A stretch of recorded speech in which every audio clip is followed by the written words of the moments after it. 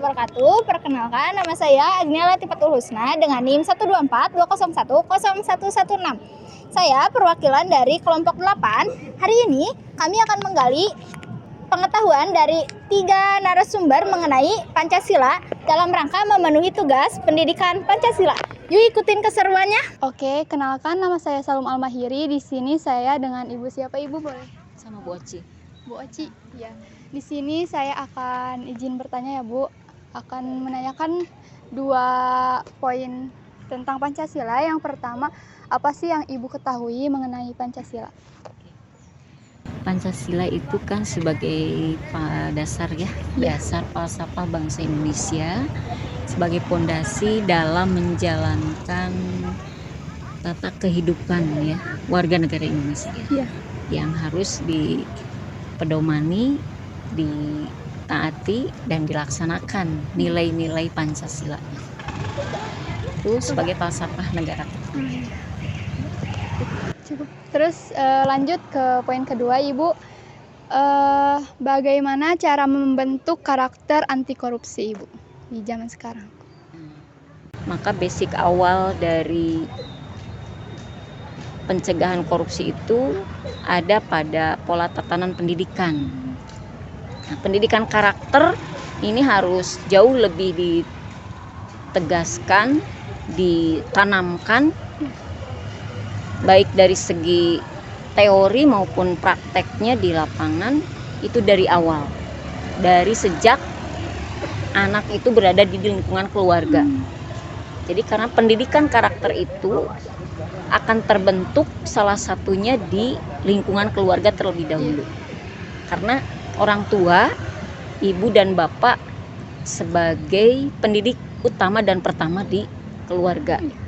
Otomatis kalau pendidikan orang tuanya di keluarga itu paham terhadap pendidikan karakter, terhadap akhlak, terhadap tingkah laku, maka ketika lahir seorang anak, pendidikan karakter itu akan tumbuh, berkembang di lingkungan keluarga terlebih dahulu. Orang tua sebagai figur ya, suri tauladan yang akan memberikan pengaruh terhadap tumbuh kembangnya anak tersebut. Jadi pendidikan karakter itu akan lebih kena, akan lebih kuat ketika seorang anak ada dalam lindungan keluarga. Karena orang tua di situ berfungsi sebagai pendidik utama dan pertama.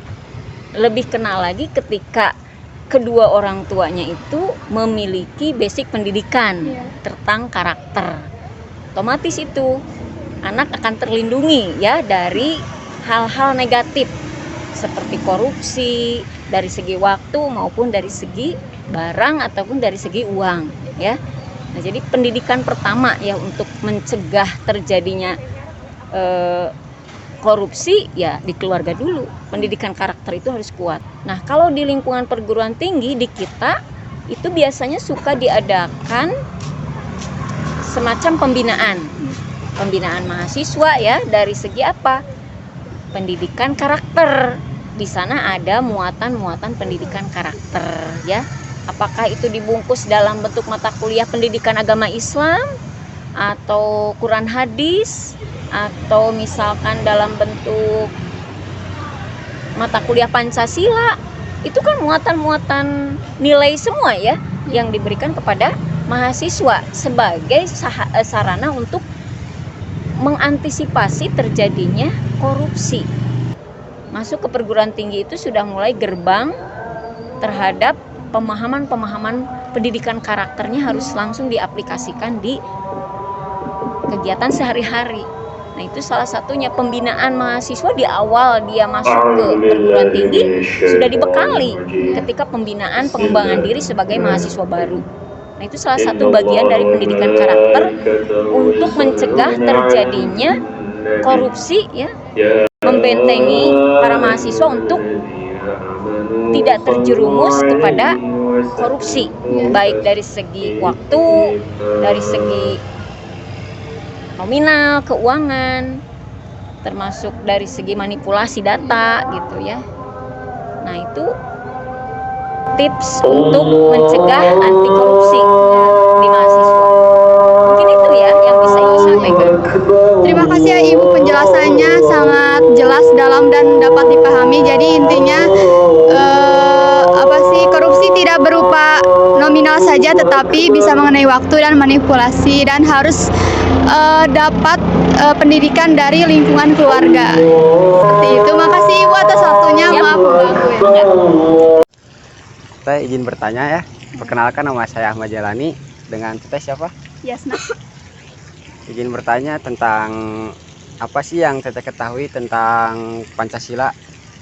Yang saya ketahui ya, Pancasila itu sebagai dasar atau landasan prinsip hidup seseorang gitu, khususnya sebagai kita warga Indonesia gitu. Begitu mungkin ya singkatnya. Siap. Pertanyaan kedua Teh, bagaimana sih cara membentuk anti korupsi?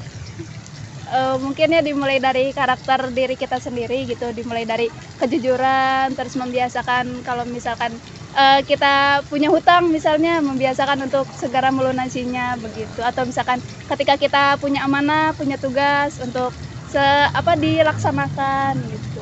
Oh iya. Oh makasih ya Teh, mohon maaf mengganggu waktunya. Permisi Bapak, nama saya Adinda.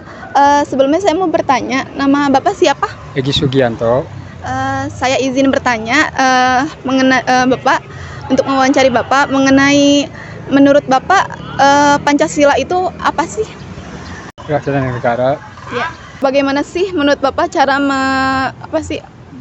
membentuk karakter anti korupsi? Membentuk itu ya yang satu kejujuran, yang kedua ya kita secara mendidik anak supaya jangan mencuri atau supaya kelakuannya supaya lebih baik. Terima kasih Bapak. Oke, cukup sekian wawancara kami dari kelompok 8. Jalan-jalan bersama janda. Jangan lupa membeli good time. Terima kasih atas perhatian Anda and see you next time. Wassalamualaikum warahmatullahi wabarakatuh.